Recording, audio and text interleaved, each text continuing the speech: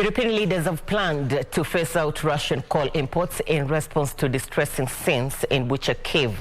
The European Commission proposed a first ban of €4 billion worth of Russian coal imports per year as part of a fifth package of sanctions designed to further diminish Russian President Vladimir Putin's war chest.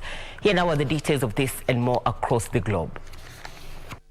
Russia was the world's third largest exporter of coal in 2020, behind Australia and Indonesia, according to the International Energy Agency, with Europe by far its biggest customer.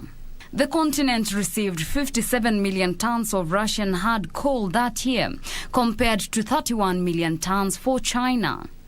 Europe has imposed punishing sanctions on Russia's economy since Putin tanks rolled into Ukraine in late February, but stopped short of targeting Russia's energy sector until images of unarmed civilians bound and shot lying along Bucha's road surfaced.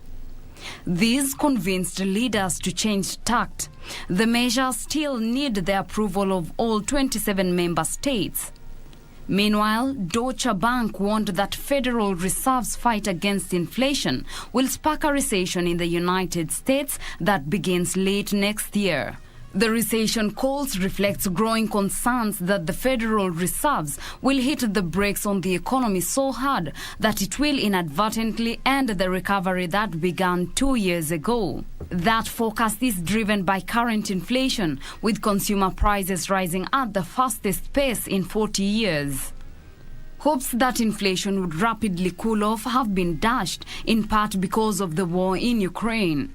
Inflationary pressures have broadened out, raising concerns that the Fed will have to rapidly raise interest rates to get prices under control. Deutsche Bank pointed to how energy and food commodity prices have spiked since Russia invaded Ukraine.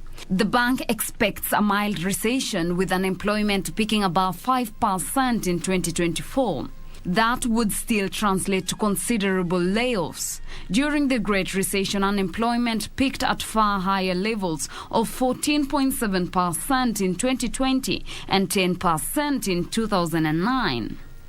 Finally, Twitter has confirmed that it is working on an edit button that would allow users to change tweets after they have been posted without losing any replies, retweets, or likes it has already gained. It comes after new board member Tesla boss Elon Musk asked his followers in a Twitter poll whether they wanted the feature. Many users have long called for an edit button, but there are concerns about how to execute it. Twitter said it will start testing the idea in the coming months.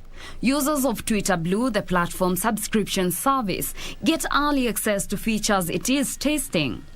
During a talk in 2018, former Twitter boss Jack Dorsey said the firm would probably never add the feature amid concerns about transparency, but rival social media platforms Facebook and Instagram already allow users to edit their post. Reporting for Lunchtime News, I am Teresa Mutai.